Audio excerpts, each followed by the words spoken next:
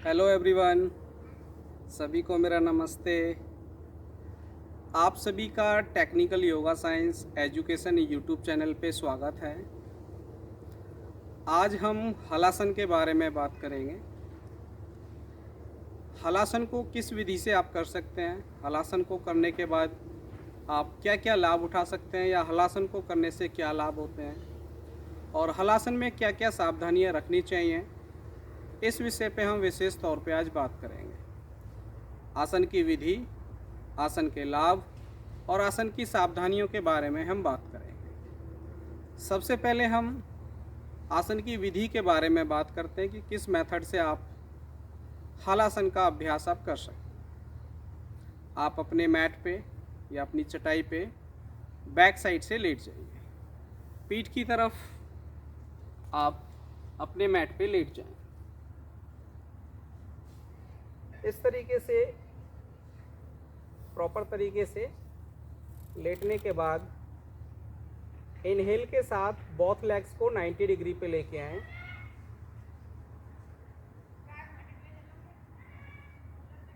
कुछ सेकंड के लिए होल्ड करें और अपने हाथों से, अपनी हथेलियों से पीठ को सपोर्ट करते हुए अपनी लेग्स को और पीठ वाले हिस्से को मैक्सिमम रेज करें। इस तरीके से पूरी बॉडी को स्ट्रेट करें। हथेलियों को पीठ से टच करें। स्पाइन स्ट्रेट करने की कोशिश, लेग स्ट्रेट करें। उसके बाद धीरे धीरे लेग्स को ग्राउंड पे लैंड करें। रीढ़ की हड्डी को सीधा रखते हुए घुटने स्ट्रेट और टोज को ग्राउंड से टच करें। आप चाहें तो अपनी हथेलियों को पीठ पे एडजस्ट कर सकते हैं या फिंगर्स को इंटरलॉक करके ग्राउंड पे टच कर सकते हैं।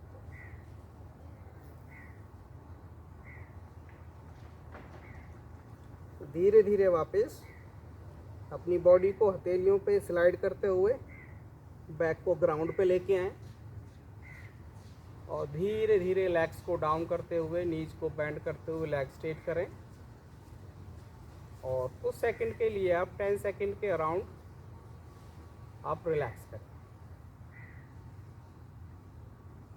और धीरे से लेफ्ट साइड का सहारा लेते हुए आप मैट पे उठ के बैठ जाएं। तो इस तरीके से आप स्टेप बाय स्टेप हलासन का अभ्यास करने की कोशिश करें। ध्यान रहे जल्दबाजी ना करें पोस्चर में। धीरे से आपको पोस्चर में जाना, धीरे से पोस्चर से आपको वापस आना। जब आप विधि को प्रॉपर तरीके से सीख जाएं, बार बार रिपीट करके जब आप हलासन को पूर्ण रूप से सीख जाएं, उसके बाद आप आसन का अभ्यास करें। अब हम हलासन के लाभों के बारे में बात करते हैं।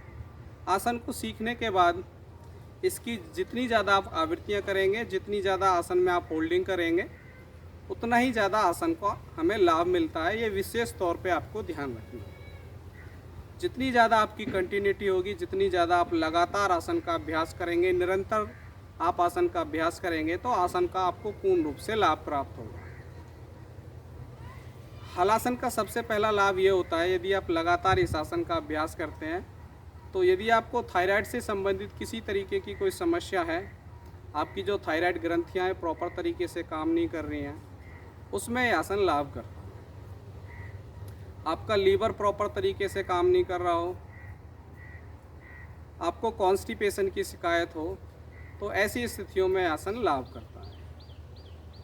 यदि आपकी हाइट इंक्रीज नहीं हो रही है, आपकी लंबाई नहीं बढ़ रही है, तो हलासन का यदि आप लगातार अभ्यास करते हैं किसी की गाइडेंस में, किसी से सीखने के बाद, तो हलासन आपकी हाइट को बढ़ाने में भी सहायक होता है।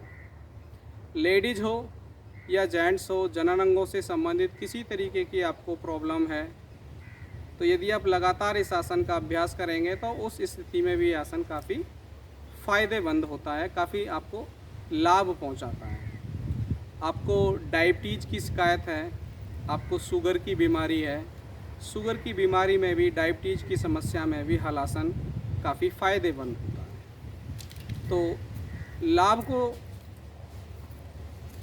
मीन्स विधि को सीखने के बाद यदि आप लगातार इसकी आवृत्तियाँ करते हैं तो जिन लाभों के विषय में हम बात कर रहे हैं वो आपको थायराइड की समस्या है, या आपको हृदय संबंधी किसी तरीके का आपको विकार है, आपको अब्डोमिनल से रिलेटेड किसी तरीके की कोई समस्या है, मीन्स आपका लीवर काम नहीं कर रहा अच्छे से, आपकी जो पैनक्रियाज है वो प्रॉपर तरीके से काम नहीं कर रही है, आपकी हाइट इंक्रीज नहीं हो रही है, आपकी लंबाई नहीं बढ़ रही है, आपको जनन अंगों से संबंधित किसी तरीके की कोई प्रॉब्लम है, तो इन स्थितियों में आसन आपको काफ़ी लाभ पहुंचाता है। बट विधि को प्रॉपर सीखने के बाद आप आसन का अभ्यास करेंगे तो आपको पूर्ण रूप से फ़ायदा होगा। अब हम आसन की सावधानी के बारे में बात करते हैं।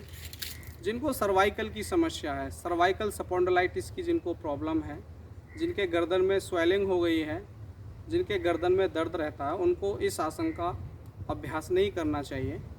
जिनको लंबर स्पॉन्डिलाइटिस की दिक्कत है, मींस जिनके L3, 4, 5 में गैप हो गया है, आगे झुकने में दिक्कत होती है, जिनको लंबर स्पॉन्डिलाइटिस की समस्या है, जिनके L3, 4, 5 में गैप हो गया है, तो उनको इस आसन का अभ्यास नहीं करना चाहिए। जिनका किसी भी तरीके का ऑपरेशन आदि हुआ है तो उनको भी इस आसन का अभ्यास नहीं करना चाहिए। यदि आप 3 से 4 महीने क्रॉस कर चुके हैं तो आप ऑपरेशन की स्थिति में 3 से 4 महीने क्रॉस कर चुके हैं तो आसन का आप अभ्यास कर सकते हैं। बट वो भी आप पहले किसी से गाइडेंस लेंगे, पहले किसी से एडवाइस लेंगे, किसी अच्छे आचार्य से, या पहले आप अपने डॉक्टर से सलाह लेंगे कि आप आसनों का अभ्यास इस स्थिति में कर सकते हैं या नहीं कर सकते हैं। इन चीज़ों का विशेष तौर पे आपको ध्यान रखना है। विधि को सीखने के बाद उसकी आवृत्तियाँ करेंगे, उसकी होल्डिंग करेंगे, सावधानियों को ध्यान में रखेंगे, तो जिन लाभों के विषय में हम बात कर रहे हैं वो लाभ आपको पूर्ण रूप से प्राप्त होंगे। और आप उन लाभों को प्राप्त करने के लिए आसन को प्रॉपर तरीके से सीखना पड़ता है, उसकी सावधानियों को ध्यान में रखना पड़ता है। यदि आप सावधानियों को ध्यान में नहीं रखेंगे, आसन को प्रॉपर तरीके से सीखेंगे नहीं, तो आपको लाभ की जगह नुकसान हो सकता है। तो इस चीज़ का विशेष तौर पे आपको ध्यान रखना है। यदि मित्रों आपको मेरा वीडियो पसंद आया है, या आप मेरे चैनल पे पहली बार आए हैं, या आप मेरा वीडियो पहली बार देख रहे हैं, यदि किसी तरीके का आपको मित्रों गाइडेंस मिला है, किसी तरीके का आपको ज्ञान प्राप्त हुआ है, यदि आपको मेरी वीडियो पसंद आई है तो प्लीज़ वीडियो को लाइक करें, सब्सक्राइब करें मेरे चैनल को, और कमेंट करते हुए अपने भाई को आशीर्वाद दें। थैंक यू, धन्यवाद।